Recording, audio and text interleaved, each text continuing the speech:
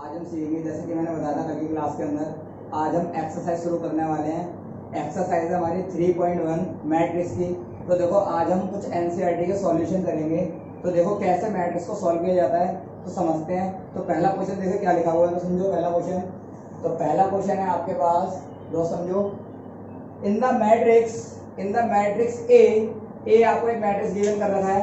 ए है आपके पास 2 35 √3 5 -2 1 19 5/2 -5 -7 12 17। ये आपको एक मैट्रिक्स गिवन कर रखा है और आपको बोला राइट, फर्स्ट पार्ट है इसके अंदर, इसने बोला the order of the matrix. इस मैट्रिक्स का ऑर्डर क्या है? तो ऑर्डर मैंने आपको प्रीवियस वीडियो में बताया था, जब मैंने मैट्रिक्स का इंट्रोडक्शन सिखाया था तो मैंने बताया था कि ऑर्डर क्या होता है मैट्रिक्स का। तो देखो समझो, मैंने बताया था कि हम देखते हैं कि रो और कॉलम कितनी है। तो रो कैसे गिनते थे हम, देखो दोस्त समझो एक बार और दोबारा से। तो इसको बोलते हैं रो, एक रो, दो रो, तीन रो। तो रो कितनी है इसके अंदर? 3। क्लियर? अब मैंने बोला पहले आप रो ही लिखेंगे, बैक कॉलम। तो रो कितनी है? 3। अब कॉलम कितने हैं? 1 2 3 4, यानी 1 2 3 4। यानी मैंने बोला इस मैट्रिक्स का ऑर्डर क्या है? तो इस मैट्रिक्स का ऑर्डर है, इसमें 3 रो है और 4 कॉलम है, और रो और कॉलम से ही बनता है ऑर्डर। बात समझ में आ गई? Row into column, that is called order of matrix. समझ में आया? अब देखिए, तो ये अपना हो गया 3 × 4 ऑर्डर का मैट्रिक्स। तो पहले का आंसर आपका हो गया है। तो पहले का आंसर क्या है दोस्त? पहले का आंसर है कि इसका ऑर्डर होगा 3 × 4। समझ में आ गया पहले का आंसर। अब सेकंड बोला है इसने द नंबर ऑफ एलिमेंट्स, इसमें कितने नंबर ऑफ एलिमेंट होंगे, यानी एलिमेंट की संख्या बतानी है। तो मैंने बताया था अगर आप ऑर्डर रो को कॉलम से मल्टीप्लाई करा दोगे, यानी जो आपको गिवन ऑर्डर है इसमें रो और कॉलम है, अगर रो और कॉलम को अगर आप इंटू करा दोगे तो आपको क्या आ जाएगा? नंबर ऑफ एलिमेंट्स निकल जाएंगे आपके पास। समझ में आ रही है? क्या निकल जाएंगे? Number of element. तो 3 4 जा 12। तो 12 कितने हैं? 12 इसके अंदर एलिमेंट्स होंगे। चलो गिन के देखते हैं। तो देखो 1 2 3 4 5 6 7 8 9 10 11 12। तो 12 इसके अंदर क्या है? Number of element. तो आपका सेकंड केस भी सॉल्व हो गया। समझ में आ रहा है? अब थर्ड केस दो क्या है? तो थर्ड केस में इसने बोला आपको राइट द एलिमेंट 1 3 2 1 3 3 2 4 और 2 3 की प्लेस वैल्यू बतानी है, यानी इन पोजीशन पर कौन सा एलिमेंट है। तो देखो मैंने बोला पहला आपको गिवन कर रखा है, इसने बोला कि A13 पे कौन सा मैट्रिक्स है। इसने बोला A21 पे कौन सा मैट्रिक्स है। इसने बोला A33 पे कौन सा पोजीशन पर एलिमेंट बैठा हुआ है। A24 इस पर देखना है, फिर आगे A23 लास्ट में। इसने मुझे बोला कि इनकी पोजीशन बतानी है। तो देखो मैंने क्या बोला, पहले हम देखते हैं कि इसके अंदर ये है अपनी रो और ये है अपनी कॉलम। बात समझ में आ गई? तो मैंने बोला पहली रो और तीसरा कॉलम, पहली रो और तीसरा कॉलम। देखो पहली रो क्लियर, और पहला कॉलम, दूसरा कॉलम, तीसरा कॉलम। तो मैंने बोला पहली रो और तीसरा कॉलम, इसका मतलब किसकी बात कर रहा हूं? मैं बात कर रहा हूं 19 की। बात समझ में आ रही है? तो आंसर क्या आ जाएगा इसका आंसर आ जाएगा 19। समझ में आया? क्लियर हो ये बात? अब मैंने बोला A21, तो A21 क्या है? A21 मतलब दूसरी रो, समझो दूसरी रो और पहला कॉलम। इसका मतलब क्या है? इसका मतलब है कि रो दूसरी है और कॉलम पहला है। तो देखो रो दूसरी, बात समझ में आ रही है, और कॉलम पहला, यानी कॉलम पहला यानी किसकी बात कर रहा हूं मैं? 35 की। तो इसका आंसर आ जाएगा 35। समझ में आ गया? यानी A21 का आंसर क्या हो जाएगा? 35। अब आपको बोला गया A33, यानी इसमें रो भी 3 है और कॉलम भी कितना है? 3 है। तो इसका मतलब क्या है? 3 ही रो 3 ही कॉलम। तो देखो तीसरी रो क्लियर और तीसरा ही कॉलम। तो पहला कॉलम, दूसरा कॉलम, तीसरा कॉलम। तो तीसरा कॉलम इसका मतलब क्या है? -5। तो आंसर क्या आ जाएगा? इसका आंसर आ जाएगा -5। यहां तो कोई दिक्कत हो रही है? अब देखो अगला 24 का मतलब क्या है? A24 दूसरी रो और चौथा कॉलम। बात समझ में आ रही है? अब दूसरी रो और चौथा कॉलम, तो मैंने बोला पहली रो दूसरी रो, अब दूसरी रो ये रही और चौथा कॉलम पहला दूसरा तीसरा चौथा, तो दूसरी रो में चौथा कॉलम में किसकी बात कर रहा हूं, मैं बात कर रहा हूं 12 की, तो आंसर आ जाएगा 12। बात समझ में आ रही है। अब अगला देखिए, तो मैंने बोला अगला है 2 3, इसका मतलब क्या है कि रो आपकी कितनी है, रो है आपकी दूसरी और कॉलम कौन सा है, कॉलम है आपका तीसरा। तो मैंने बोला रो दूसरी और कॉलम तीसरा, देखो रो दूसरी ये रही और कॉलम तीसरा, मैंने बात कर रहा हूं 5/2 की, मैं किसकी बात कर रहा हूं 5/2 की। तो आपका आंसर क्या क्या होगा तो समझो, मैंने बोला 19 35 -5 12 और 5/2, दैट इज कॉल्ड आंसर। बात समझ आ गई। तो आपको किसी मैट्रिक्स की प्लेस वैल्यू निकालना आ रही है, यानी A11 पर कौन बैठा हुआ है, A21 पर कौन सा बैठा हुआ है, समझ में आ रहा है, तो निकाल देंगे कोई सा मैट्रिक्स। क्लियर हो रही है मेरी बात। अब आगे देखिए, आगे मेरे को बोला सेकंड क्वेश्चन। सेकंड क्वेश्चन क्या है, पहला क्वेश्चन हो चुका है, सेकंड क्वेश्चन है अपना, if a matrix has 24 elements. इसने बोला किसी मैट्रिक्स में 24 एलिमेंट्स हैं, इसका मतलब क्या है, 24 एलिमेंट का मतलब क्या है, मैंने बोला कि इसके अंदर हो सकता है 8 रो हो 3 कॉलम हो। बात समझ में आ रही है। यानी आपको इतना बता दें कि नंबर ऑफ एलिमेंट ये सारे, जैसे हमारे को यहाँ पर 12 गिवन है ना, ऐसे मुझे कितने गिवन है 24 गिवन है। बात समझ में आ रही है। अल्टीमेट मैंने क्या बोला कि एलिमेंट की संख्या कितनी है 24। तो इसने मुझे बोला है कि ऐसा मैट्रिक्स है आपके पास जिसमें 24 एलिमेंट हैं और आगे लिखा है what are the possible orders. तो इसके कितने पॉसिबल ऑर्डर हो सकते हैं वो आपको बताने।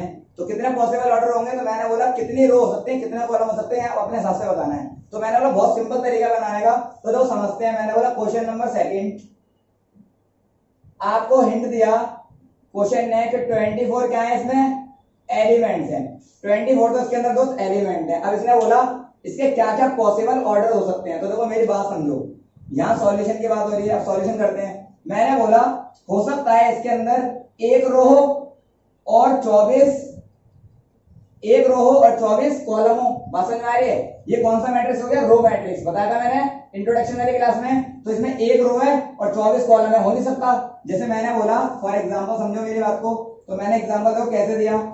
एग्जांपल है, मैंने बोला 24 एलिमेंट लिखना, सपोज दैट रो आपको एक ही रखनी है, तो मैंने कहा एक ही लाइन में आप 24 एलिमेंट को डाल दो, ऐसे ही 24 एलिमेंट आपने डाल दिए। बात समझ आ रही है। तो देखो रो कितनी है, रो एक ही है, कॉलम कितने 1 2 3 4 ऐसे 24 एलिमेंट हो तो कितने कॉलम हो जाएंगे 24। तो इसका मतलब है एक पॉसिबल ऑर्डर तो ये हो सकता है। क्लियर हो गई बात। अब मैंने बोला दूसरा पॉसिबल ऑर्डर क्या होगा, तो चलो दूसरे पॉसिबल ऑर्डर की तरफ देखते हैं। मैंने बोला अब यहाँ पर मैंने बोला रो को कर दो 2 और कॉलम को कर दो 12, तो अभी भी कितने एलिमेंट आ रहे हैं, देखो 24 बन जाए 24, तो अभी भी एलिमेंट की संख्या कितनी है 24। मैंने जैसे कि बताया था कि जो ऑर्डर होता है अगर हम इनको आपस में मल्टीप्लाई करते हैं तो क्या निकल जाएगा, नंबर ऑफ एलिमेंट्स। बात समझ में आ रही है। तो मैंने बोला एलिमेंट्स अभी भी कितने आएंगे 24 और यहाँ पर मल्टीप्लाई कराएंगे फिर भी कितना आएगा 24। इन दोनों से करने पर 24 ही आ रहा है। क्लियर हो रही है। अभी और बनेंगे। तो और अगला देखो क्या है, मैंने बोला कि 3 रो और 8 कॉलम। इसका मतलब क्या है कि अभी भी 24 ही एलिमेंट्स होंगे। देखो 3 8 जा 24, रो 3 है, कॉलम कितने हो गए 8। अब मैंने बोला अगला आओ, तो 4 रो और 6 कॉलम, अभी भी कितने हैं 24 ही एलिमेंट है। बोलो कोई दिक्कत हो रही है, समझ में आ रहा है। यानी रो हो जाएंगे आपकी 4 और कॉलम हो जाएंगे आपके 6। तो इसके अंदर भी अभी 24 एलिमेंट्स हमारे लगे हुए हैं। बात समझ में आ रही है। अब मैंने बोला और क्या हो सकता है, और देखो 5 के टेबल में तो 24 नहीं आता, तो उससे मत बनाना। बात समझ में आ रही है। फिर 6 के टेबल में तो वापस से यही रिपीट करने लग जाएगा। यानी अब क्या हो जाएगा, सारे जो ऑर्डर है वो कन्वर्स हो जाएंगे, यानी जो कॉलम है वो रो बन जाएंगी, जो रो है वो कॉलम बन जाएंगे। देखो कैसे, तो मैंने बोला आओ समझते हैं। मैंने बोला 6 रो हो गई और 4 कॉलम, देखो इसी का कन्वर्स है। समझ में आ गया। रो 6 और 4 कॉलम, क्या अब नहीं हो सकते 24 एलिमेंट्स, हो सकते हैं ना। तो अभी भी आंसर कितना आ रहा है 24 एलिमेंट्स। तो अभी भी कितने आ रहे हैं 24 एलिमेंट्स। बात समझ में आ रही है। अब मैंने बोला अगला हो, तो अब देखो मैंने यहाँ पर कन्वर्ट करा। मैंने कहा 8 रो और 3 कॉलम, जो पहले कॉलम था अब वो क्या हो गया रो, और जो रो था वो बन गया कॉलम। तो अभी भी कितने आ रहे हैं 24 एलिमेंट। समझ में आ रहा है। चलो अगला वाला कॉपी करो। तो मैंने बोला 12 रो और 2 कॉलम। बस हमें अभी भी क्या हो रहा है हमारा, अभी हमारे पास कितने एलिमेंट आएंगे 24 ही आएंगे। अब मैंने बोला लास्ट इसका कन्वर्ट भी कर दो। तो मैंने बोला 24 रो हो गई और 1 हो गया कॉलम। तो इसका मतलब क्या है, कॉलम मैट्रिक्स बन गया और अभी भी आंसर कितना आ रहा है 24 ही आ रहा है। इसका मतलब ये सारे पॉसिबल ऑर्डर्स होंगे जिनको मल्टीप्लाई करवाने में, सारे ऑर्डर होंगे जिनको मल्टीप्लाई करवाने के अंदर हमारे नंबर ऑफ एलिमेंट कितने आएंगे 24। तो समझ में आया, पहला ऑर्डर हो जाएगा अपना 1 इंटू 24, सेम ये, फिर थर्ड, फोर्थ, फिफ्थ, सिक्स, 7। तो 7 ऑर्डर बनेंगे आपके इन टाइप के, इतनी रो होंगे, इतने कॉलम होंगे, तो ये आपके पास पॉसिबल ऑर्डर्स होंगे।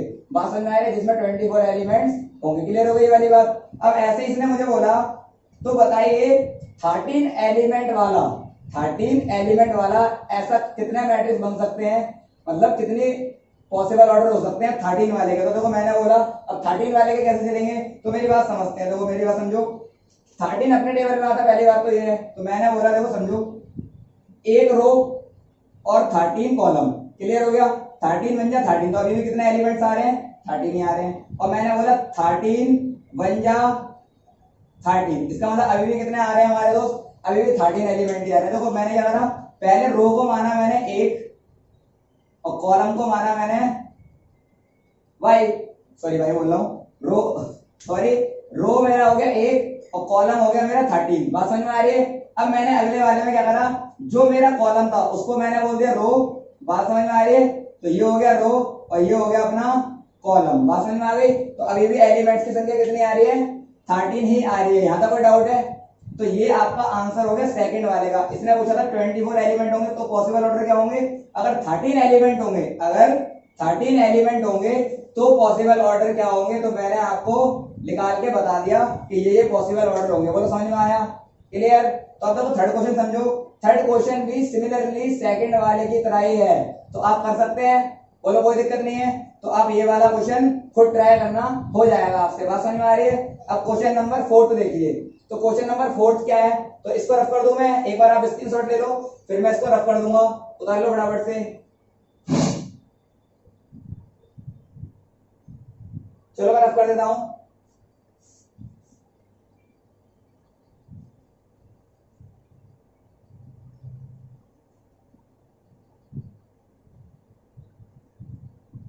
क्वेश्चन नंबर 4 है दोस्त, कंस्ट्रक्ट मतलब होता है एक आपको मैट्रिक्स बनाना पड़ेगा। बात समझ में आ रही है, कंस्ट्रक्ट करना पड़ेगा 2 इंटू 2 ऑर्डर का मैट्रिक्स। बात समझ में आ रही है, तो आपको कंस्ट्रक्ट करना है 2 इंटू 2 ऑर्डर का मैट्रिक्स। बात समझ में आ गई। और मैट्रिक्स की जो फॉर्म होगी वो होगी ए इक्वल में स्मॉल ए आई कॉमा जे।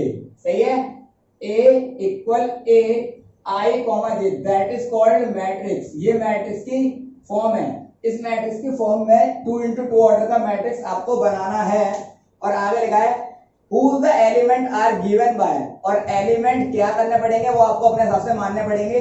इसने एक इक्वेशन दी है, उस इक्वेशन के माध्यम से आपको बताना है कि आपके वो एलिमेंट क्या होंगे 2 इंटू 2 ऑर्डर वाले मैट्रिक्स के। बात समझ में आ गई, करें स्टार्टिंग। तो देखो समझो मेरी बात को। तो मैंने बोला पहले आप लेट कर लो कि आपने 2 इंटू 2 ऑर्डर का मैट्रिक्स क्या माना। तो देखो मेरी बात समझो, मैंने बोला कि लेट ए मैट्रिक्स मैंने माना A11, A12, A21 और A22, ये मैंने मैट्रिक्स मान के तैयार कर लिया। तो ये अपना हो गया A11, A12, A21, A22। तो इसका ऑर्डर कितना है, तो देखो ऑर्डर समझते हैं। तो मैंने बोला ये अपनी एक रो 2 रो, तो रो तो 2 हो गई और एक कॉलम दूसरा कॉलम, तो कॉलम भी कितने हुए 2। तो मैंने बोला इसके अंदर रो भी अपनी क्या है 2 ही है और कॉलम भी कितनी है 2 ही है। बात समझ में आ गई। तो रो भी 2 कॉलम भी 2, हो गया 2 इंटू 2 ऑर्डर का मैट्रिक्स कंस्ट्रक्ट। ये आपको इसकी वैल्यू निकालनी है, यानी 1 1 की पोजीशन पे कौन सा एलिमेंट आएगा, 1 2 की पोजीशन पे कौन सा एलिमेंट आएगा, और सो ऑन 2 2 की पोजीशन पे कौन सा एलिमेंट आएगा। अब ये एलिमेंट निकालेंगे कैसे, तो इसके लिए आपको एक क्वेश्चन गिवन कर रखी है। तो इक्वेशन क्या गिवन थी तो समझो। तो इक्वेशन गिवन थी A I J is equal to 1 plus 2j upon में 2 पूरे का होल स्क्वायर। ये है क्वेश्चन, कोई दिक्कत नहीं है। आपको गिवन है 1 प्लस 2j का होल स्क्वायर अपॉन में 2। अब इसकी वैल्यू आपको निकाल के बतानी है कि क्या होगी। तो बात समझ में आ रही है। मैंने बोला कि ये 1 है, अगर मैं इसको i कर लूं तो थोड़ा क्वेश्चन अच्छा बन जाएगा। तो मैंने क्या करा, इसको i मान लिया। मैंने बोला ये मेरा क्या है i, तो मैंने बोला आई प्लस 2j का होल स्क्वायर अपॉन में 2। अब मेरे को बोला गया इस मैट्रिक्स के माध्यम से आपको बताना है कि इनकी वैल्यू क्या होगी। बात समझ में आ रही है? मैंने क्या ठीक करवाया, या 1 था, मैंने बोला आई लगा लो, तो आपको सॉल्यूशन करके बताओ तो इसका सॉल्यूशन क्या होगा। समझ में आ रहा है? करें स्टार्टिंग। तो चलो स्टार्टिंग करते हैं। अब देखो मेरी बात को समझो। तो इस क्वेश्चन ये रही, मैंने बोला A11 का मतलब क्या होता है, ये अपनी रो और ये अपनी कॉलम। बात समझ में आ रही है? अब मैंने बताया था कि रो को बोलते हैं हम आई और कॉलम को बोलते हैं हम जे। मैंने बताया था इंट्रोडक्शन वाली क्लास में, एक बार आप पीछे वाली वीडियो देख लें, फिर आपको पता लग जाएगा कि मैंने क्या क्या बताया, रो क्या होती है, कॉलम क्या होती है, और रो को किससे डिनोट करते हैं और कॉलम को किससे डिनोट करते हैं। बात समझ में आ रही है? तो रो क्या है अपनी आई और कॉलम क्या है जे। तो मैंने बोला यहाँ पर आई भी अपना कितना है 1 और जे भी कितना है 1। बात समझ में आ रही है?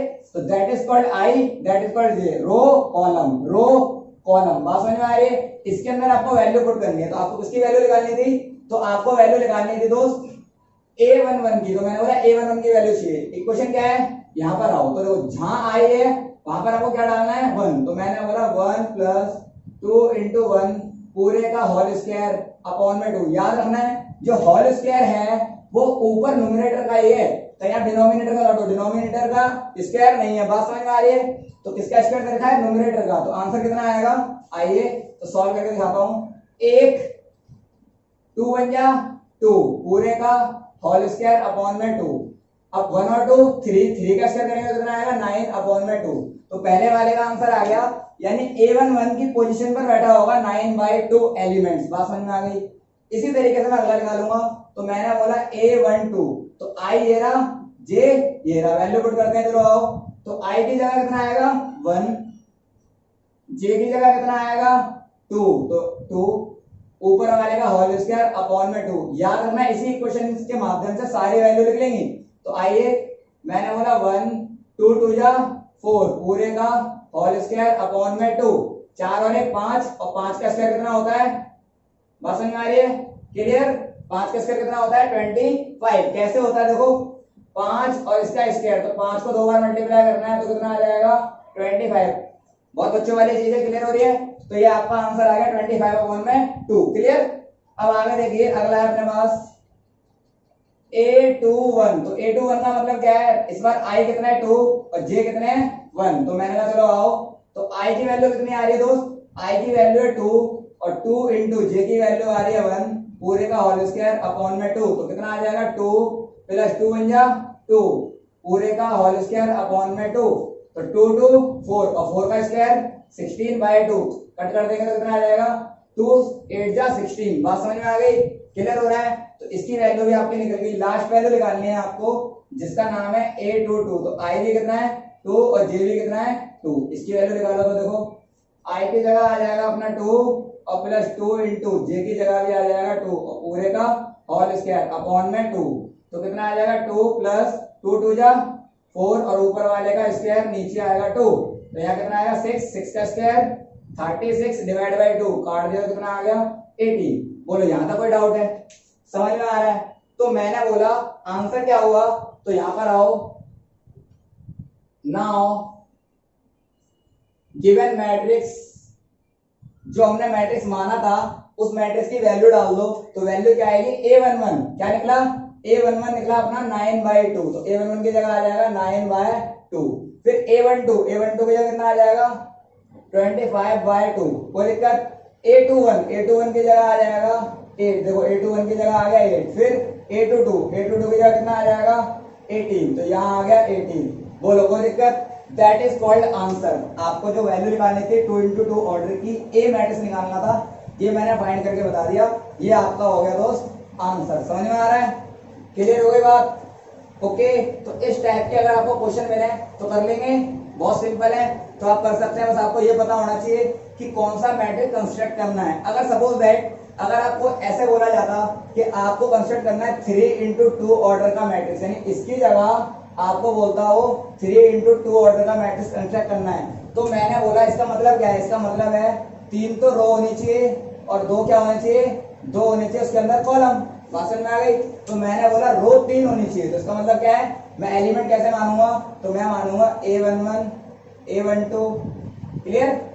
देखो भाई मैंने बोला रो कितनी है 3, फिर A11 A12 A21 A22 A31 A32। इसका मतलब क्या है कि एक रो, दो रो, तीन रो कितनी हो गई 3, और एक कॉलम, दो कॉलम, कॉलम कितने हो गए 2।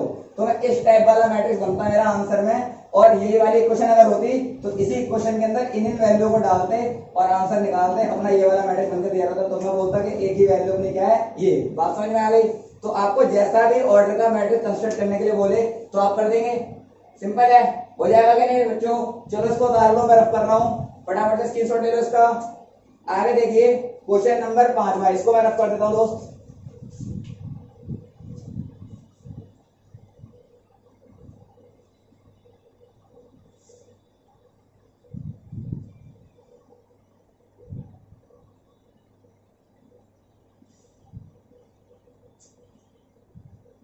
पांचवा क्वेश्चन है आपको, अच्छा पांचवा क्वेश्चन इसी की तरह ही है, आप कर सकते हो। छठा सवाल समझिए, छठा सवाल क्या है?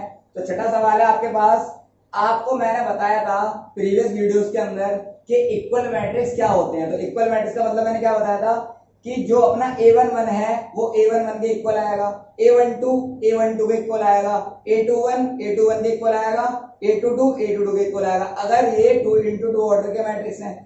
अब याद रखना इक्वल मैट्रिक्स होने के लिए सेम नंबर ऑफ ऑर्डर के मैट्रिक्स होंगे जब भी इक्वल आएंगे, और सेम नंबर ऑफ एलिमेंट्स भी होंगे, और एलिमेंट की जो इधर एलिमेंट 2 लिखा तो सामने वाले मैट्रिक्स के अंदर भी 2 ही होना चाहिए। जैसे मैंने एग्जांपल लिखा तो देखो एग्जांपल समझो, मैंने बोला जैसे कि 2 3 4 5 ये अपना A, बात समझ में आ गई, और B भी अपना यही होना चाहिए क्या 2 3 4 5।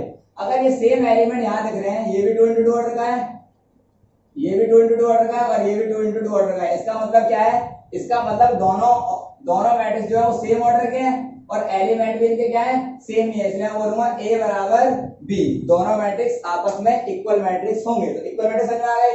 अब इसी के बिहाफ पर हमारा क्वेश्चन सॉल्व करना था। तो क्वेश्चन क्या है, अब क्वेश्चन समझते हैं, आइए। तो क्वेश्चन है आपको एक्स वाई जेड की वैल्यू ज्ञात करनी है, यानी आपको find the value of x y z आपको निकालनी है। जब आपको ये इक्वल मैट्रिक्स गिवन करना था। तो इक्वल मैट्रिक्स क्या है वो समझो, 4 3 x 5 इक्वल y z 1 5।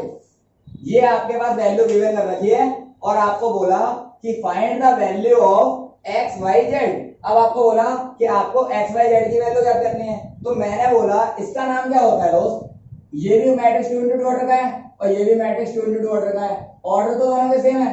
अब एलिमेंट भी सेम होनी चाहिए, इक्वल मैट्रिक्स से सामने इक्वल मैट्रिक्स लिखा हुआ है, इसका मतलब क्या है कि दोनों मैट्रिक्स आपस में इक्वल हैं, दोनों के एलिमेंट भी सेम ही है। इसका मतलब क्या है, जो A11 होगा वही ये वाला A11 होगा, और जो ये A12 होगा वो भी ये भी A12 होगा। क्लियर हो गई बात? ये A21 इस A21 के इक्वल आएगा, और ये A22 ये इस A22 के इक्वल आएगा। बात समझ में आ गई?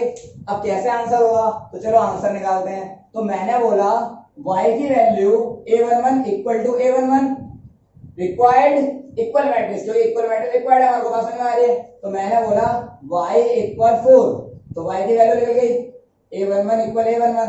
अब A12 इक्वल A12, तो z की वैल्यू कितनी आ जाएगी, तो z की वैल्यू आ जाएगी अपनी 3। क्लियर हो रही है बात? अब x की वैल्यू कितनी आएगी, तो A21 इक्वल A21, तो x की वैल्यू भी आ जाएगी 1। तो ये आपका हो गया आंसर। समझ में आ रहा है? ये इक्वल मैट्रिक्स था, इसलिए इसके कॉरस्पॉन्डिंग एलिमेंट क्या हो गए, इक्वल रखे गए, तो आंसर निकल गया एक्स वाई जेड का। समझ में आया? तो इस टाइप के अगर आपको इक्वल मैट्रिक्स वाले क्वेश्चन दिखेंगे तो हो जाएंगे। ओके, तो फटाफट इसको उतार लो, फिर मैं नेक्स्ट क्वेश्चन कराता हूं। तो देखो नेक्स्ट क्वेश्चन क्या है, अब मेरी बात समझो। तो नेक्स्ट क्वेश्चन है, ये अपना था दोस्त 6 क्वेश्चन था, ये 6 क्वेश्चन का सॉल्यूशन। बात समझ में आ गई? अब क्वेश्चन नंबर 7 समझो। 7 क्वेश्चन है, आपको ABCD की वैल्यू निकालनी है, और आपको ये भी इक्वल मैट्रिक्स गिवन है। तो देखो क्या है, A minus B 2A plus C 2A minus B और 3C प्लस D इक्वल -8 5 0 30। ये आपको एक मैट्रिक्स गिवन कर रखा है, और आपको बोला find the value of A B C D, आपको इन चारों की वैल्यू निकालनी है। तो क्या होगी, तो सबसे पहले आपको पहले कॉन्सेप्ट लगाना है कि दोनों मैट्रिक्स इक्वल में लिखे हुए हैं और सेम नंबर ऑफ ऑर्डर के हैं। देखो भाई मैंने बोला ये पूरा क्या है, ये पूरा है A11, ये पूरा क्या है A12, ये A21, तो ये भी क्या है A22। तो इधर आ जाओ, A11 A12 A21 और A22, इसका मतलब क्या है कि कॉरस्पॉन्डिंग एलिमेंट सेम होनी चाहिए as per the given condition, क्योंकि गिवन है कि दोनों मैट्रिक्स क्या है आपस में इक्वल हैं। बात समझ में आ गई। अब ये दोनों मैट्रिक्स आपस में इक्वल हैं, तो इसका रीजन क्या है कि A11 किसके बराबर होगा A11 के, A12 उसके बराबर होगा A12 के। तो आंसर क्या आने वाला है, तो फटाफट चलो इक्वेशन जनरेट करते हैं। तो मैंने बोला a minus B equal minus का 1, क्लियर हो गई बात। तो इक्वेशन फर्स्ट, कोई दिक्कत है भाई। मैंने बोला A12 के इक्वल आ जाएगा, तो मैंने बोला A12 तो 2a प्लस सी इक्वल 5, इक्वेशन सेकंड। यहां तो कोई डाउट है, क्लियर हो रही है बात। चलो मैंने बोला थर्ड बनाइए, तो मैंने बोला फिर again 2a minus B equal 0, equation तीसरी। समझ में आ गई वाली बात। अब मैंने बोला चौथी equation 3c plus D equal 13, तो ये वैल्यू आ गई चौथी इक्वेशन की, कोई दिक्कत नहीं है। तो आपको चार इक्वेशन आ गए, equation 1, equation 2, equation 3 and equation 4। ये आपको चार इक्वेशन आपके पास आ गई। अब आपको बोला गया कि आपको वैल्यू निकालनी है ए बी सी डी की। अब आसान हो जाएगा। हमने क्लास 10th में एक फॉर्मूला पढ़ा था, एक मेथड पढ़ा था, linear equation in two variable. क्या था, मैंने वहां पर आपको शिकायत थे चैप्टर, तो क्या चैप्टर थे, तो आपको याद होगा, आपने पढ़ा होगा। तो क्या चैप्टर थे, तो चैप्टर था linear equation in two variable, और वहां पर मेथड थे अपने क्रॉस मल्टीप्लिकेशन मेथड। उधर से भी एक्स वाई की किन्हीं भी दो वेरिएबल होते थे उनकी वैल्यू निकल जाती थी। और एक होता था अपने पास एलिमिनेशन मेथड, हम एलिमिनेट कर देते थे, फिर भी हम वहां से ए और बी या एक्स वाई की वैल्यू निकाल लेते थे। और फिर एक हमारे पास था क्रॉस मल्टीप्लिकेशन मेथड, उसके जरिए भी हम निकाल लेते थे ए बी सी, जो भी वैल्यू गिवन होती थी, एक्स वाई जो भी गिवन होती थी उसकी वैल्यू निकाल लेते थे। बात समझ में आ रही है। अब आपको इधर भी देखना पड़ेगा, या तो आप एलिमिनेट लगा लो, चाहे सब्स्टिट्यूशन लगा लो, चाहे क्रॉस मल्टीप्लिकेशन लगा लो, आंसर विल बी सेम। तीनों से आंसर सेम ही आने वाला है। तो मैंने बोला इन इक्वेशनों को पहले आप मैच करो कि कौन सी इक्वेशन किससे रिलेशन कर रही है, मैच कर रही है। तो मैंने बोला यहाँ पर ए और बी है, और आपके पास तीसरी इक्वेशन में भी ए और बी है, तो इसका रिलेशन किसके साथ हो गया दोस्त, इसके साथ हो गया। यानी ये वाली इक्वेशन इसके साथ मर्ज होकर हेल्प करेगी। और मैंने बोला ए और सी, और इधर देखो ए और सी, और ये वाली कहीं मैच नहीं हुआ, इसका कहीं भी मैच नहीं हो रहा, तो इन दोनों को छोड़ दो ऐसे के ऐसे, कोई दिक्कत नहीं है। अब मैं यहां पर लगाने वाला हूं एलिमिनेशन मेथड। तो मैंने यूज करा यूजिंग एलिमिनेटिंग मेथड। मैंने एलिमिनेट वाला मेथड यूज कर लिया, एलिमिनेशन मेथड। तो मैं एलिमिनेट कर दूंगा दोनों इक्वेशन होगा, तो दोनों इक्वेशन क्या होंगी, तो मैंने बोला एलिमिनेट जब ही होती थी इक्वेशन जब दोनों इक्वेशन आपस में क्या होती थी, बैलेंस होती थी। तो देखो इक्वेशन वैसे तो बैलेंस है, यहाँ भी माइनस भी आ रहा है और यहाँ भी आपका माइनस भी आ रहा है, तो इक्वेशन पीछे से बैलेंस है। बात समझ आ रही है। आप कर सकते हो आंसर पीछे से बैलेंस का, बैलेंस करने की जरूरत नहीं है, लेकिन बच्चों को आगे से बैलेंस करने की आदत होती है, तो कोई बात नहीं, आगे से बैलेंस कर लो। अगर मैंने बोला यहाँ पर ए है और यहाँ पर 2 है, तो आगे से तो बैलेंस नहीं है, पीछे से बैलेंस है मान लिया, लेकिन आगे से बैलेंस नहीं है। तो अगर आगे से बैलेंस करने की आदत है, वैसे पीछे से भी हो जाएगा, अगर आपको आगे बैलेंस करने की आदत है तो आप क्या करोगे, इस पहली वाली इक्वेशन को अगर आप मल्टीप्लाई करवा दो 2 से, तो बताइए अब तो इक्वेशन बैलेंस हो गई। अगर मैं 2 से इंटू कराऊंगा तो 2a, तो देखो 2a आगे दोनों इक्वेशन बैलेंस हो गई। अगर इस पूरी इक्वेशन को मैंने 2 से इंटू करा दिया तो बोलो बैलेंस हो गई इक्वेशन। अब कैसे सॉल्व होगा, तो मैंने चलो आप सॉल्व करते हैं, करना स्टार्ट। तो चलो स्टार्ट करते हैं। इसको 2 से इंटू कराया और मैंने लिखा इक्वेशन पहली माइनस दूसरी, और पहली इक्वेशन में से क्या करा मैंने, दूसरी इक्वेशन को माइनस कर दिया। तो क्या आ जाएगा, 2 से इंटू कराएंगे तो 2a, 2 से b को कराया 2b इक्वल 2 को 1 से कराया माइनस का 2। या तो कोई डाउट। अब मैंने बोला ये वाली इक्वेशन तो ऑलरेडी बैलेंस थी, तो कितना आ जाएगा 2a माइनस b इक्वल 0। ये इक्वेशन तो ऑलरेडी पहले से ही बैलेंस थी। बात समझ में आ गई। यानी इसके हमको इसको बैलेंस करना था, ये हमने बैलेंस कर लिया, यहाँ तो कोई दिक्कत नहीं है। अगर आप पीछे से बैलेंस कर रहे होते, याद रखना बैलेंस इक्वेशन एक ही तरफ से होगी। बात समझ में आ रही है। यहाँ से बैलेंस हो गई, पीछे से बैलेंस हो गई, क्यों अनबैलेंस है? क्योंकि पहले से ही पीछे से बैलेंस थी, वो तो आपने आगे से बैलेंस करना चाहा। बात समझ में आ रही है? अब आपको कैसे सॉल्व करना पड़ेगा इसको, तो मैंने बोला आओ, क्लियर। अब हमने क्या करेंगे, इन इक्वेशनों को एलिमिनेट करेंगे, यानी माइनस करूंगा मैं इसको। तो माइनस कैसे करते हैं? जब माइनस करते हैं तो नीचे वालों के, जो नीचे वाले फंक्शन है, इनकी वैल्यू के निशान जो है बदल जाएंगे। तो ये वैल्यू किसमें? प्लस में, तो क्या हो जाएगी ये माइनस में। ये माइनस में तो क्या हो जाएगा? प्लस में। ये प्लस में तो क्या हो जाएगा? माइनस में। बोलो यहाँ तक कोई डाउट है? समझ में आ रहा है? नीचे वाली वैल्यू के निशान चेंज हो जाएंगे, ये प्लस में तो क्या हो जाएगा? माइनस में। बात समझ में आ गई? तो क्या आने वाला रिजल्ट? तो मैंने कहा चलो रिजल्ट सॉल्व करते हैं। प्लस का माइनस का कैंसिल आउट, तो plus minus minus cancel out हो जाएगा। अब माइनस प्लस माइनस, अब दो भी में से डी गया तो कितना बचेगा? एक बी, निशान माइनस का, क्योंकि बड़ा कौन है? 2b, और 2b का एक कौन सा निशान लगा हुआ है? माइनस का, तो माइनस का निशान 100 होगा, ये तो हम जानते ही हैं। आगे आ जाइए, इक्वल माइनस माइनस प्लस, दो में जीरो प्लस करोगे तो 2, और बड़े का किसका निशान है? माइनस का। यहाँ तक कोई डाउट है? अब माइनस से माइनस क्या हो गया? कैंसिल आउट, तो बी की वैल्यू कितनी आ गई? 2। बी की वैल्यू निकल के बोलो यहाँ तक कोई दिक्कत है? अब b मैंने फाइंड कर लिया, और हम क्या करते थे एलिमिनेट में, जब हम b की वैल्यू निकाल लेते थे तो हम इस वैल्यू को पुट अप करते थे, चाहे इक्वेशन फर्स्ट के अंदर चाहे इक्वेशन सेकंड के अंदर। लेकिन याद रखना है, हमने सेकंड गलती ले लिया, यहाँ पर हमारी थर्ड इक्वेशन है। बात समझ में आ रही है? हम थर्ड इक्वेशन का पहले इक्वेशन के साथ रिलेशन ले रहे हैं। बात समझ में आ गई? मैंने गलती से लिख दिया था सेकंड, तो क्या थर्ड इक्वेशन है, यहाँ तो कोई दिक्कत नहीं है। तो अब आप b की वैल्यू चाहे फर्स्ट में डाल दो, चाहे आप इसको थर्ड के अंदर डाल दो, यहाँ तो कोई दिक्कत नहीं है। तो मैंने बोला बताओ उसमें डालू, तो मैंने डाल दिया इसके अंदर putting the value of b in equation first, मैंने फर्स्ट में डाल दी, कोई दिक्कत नहीं है। अब फर्स्ट क्या है? a minus B equal minus का 1। अगर आप थर्ड में भी डालते तो भी आंसर सेम ही आता। तो मैंने क्या बोला? a minus 2 equal minus 1, b की वैल्यू मैंने यहाँ डाल दी। अब ये माइनस का हो जाएगा तो प्लस का, तो माइनस 1 प्लस 2, आंसर कितना आ जाएगा? दो में से एक गया, एक, तो आंसर आ गया 1। अब a की वैल्यू भी निकल गई, b की वैल्यू भी निकल गई। बोलो यहाँ तक डाउट है? अब आपको दो वैल्यू रह गई, एक तो c की और एक d की। अब एक बात मुझे बताओ, अब अगर मैं a की वैल्यू यहाँ पुट कर दूं, अगर मैं a की वैल्यू यहाँ पुट कर दूं, क्या मुझे c की वैल्यू मिल जाएगी? तो मैंने कहा आओ, तो मैंने बोला फ्रॉम इक्वेशन सेकंड, मैंने सेकंड इक्वेशन ले ली। समझ में आ रहा है? सेकंड इक्वेशन क्या है? सेकंड इक्वेशन थी 2a प्लस c इक्वल 5। अब देखो दोस्त, 2 इंटू ए कितना है? 1 प्लस सी इक्वल 5, 2 एकम 2 प्लस सी इक्वल 5, ये प्लस का 2 हो जाएगा तो माइनस का, तो सी की वैल्यू कितनी आ जाएगी? सी की वैल्यू आ जाएगी 5 में से 2 गया 3, तो सी की वैल्यू कितनी आ गई दोस्त? 3 आ गई। यहाँ तक कोई डाउट है? अब सी की वैल्यू भी आपके पास आ चुकी है, अब लास्ट वैल्यू क्या रह गई? डी। आपको डी निकालना है, तो सी की वैल्यू ये आ गई। अगर मैं सी की वैल्यू यहाँ डाल दूं, क्या मैं डी की वैल्यू निकाल सकता हूँ? तो आइए, तो मैंने बोला फ्रॉम इक्वेशन फोर्थ, अब मैंने चौथी इक्वेशन ले ली। चौथी इक्वेशन क्या है? 3c plus D equal 13। बात समझ में आ रही है? अब c की वैल्यू डाल दो, क्या लिख ली है? 3, तो मैंने बोला 3 इंटू 3 प्लस डी इक्वल 13, 3 3 जा 9 प्लस डी इक्वल 13, ये प्लस का हो जाएगा तो माइनस का, तो वैल्यू क्या आएगी? 13 माइनस 9 यानी 4, तो डी की वैल्यू कितनी आ गई? 4। अब देखो वैल्यू क्या आई है? a की 1, b की 2, c की 3 और b की 4, एक ऑर्डर में आ गई वैल्यू। जरूरी नहीं है ऑर्डर में आएगी, यहाँ तो ऑर्डर में आ गई, कुछ भी आ सकती है। बात समझ आ गई? तो ए बी सी डी की वैल्यू आपको फाइंड आउट होगी। तो बोलो बहुत सिंपल है, समझ में आ रहा है?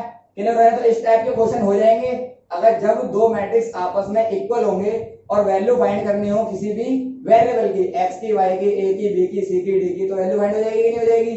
उतार लो फटाफट से, इसका स्क्रीनशॉट ले लो, फिर मैं नेक्स्ट क्वेश्चन कराता हूँ। फटाफट से उतारिए। हो गया दोस्त? फटाफट देखो अगला क्वेश्चन। अगला क्वेश्चन है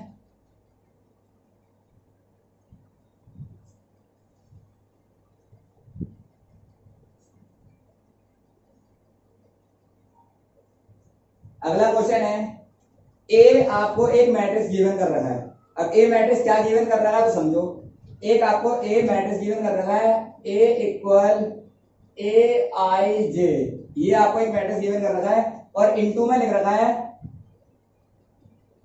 m इंटू n, ये आपको इनटू में लिख रखा है। मैंने आपको बताया था प्रीवियस वीडियो के अंदर कि i और j को हम m और n भी बोलते हैं। तो अल्टीमेटली क्या है? ये यहाँ पर ऑर्डर की भूमिका निभा रहा है। ये क्या है? ऑर्डर। मैं इसको i इंटू जे बोलू या m इंटू n बोलू, बात एक ही है। बात समझ में आ गई। अब यहाँ पर बोला है इसने कि ये गिवन मैट्रिक्स जो है इज अ स्क्वायर मैट्रिक्स, ये स्क्वायर मैट्रिक्स है। तो कौन सी कंडीशन होती है स्क्वायर मैट्रिक्स की दोस्त? मैंने आपको बताया था प्रीवियस वीडियो के अंदर, तो एक बार रिवाइज करके बताइए मुझे कि कौन सी कंडीशन होती है स्क्वायर मैट्रिक्स की। सोचो एक बार फटाफट से। तो देखिए मैंने अपनी प्रीवियस वीडियो के अंदर आपको बताया था कि स्क्वायर मैट्रिक्स कौन से होते हैं। वो मैट्रिक्स जिसमें number of row is equal to number of column, और मैंने बोला जो हमारा ये m है दैट इज कॉल्ड रो, और ये हमारा क्या है? कॉलम।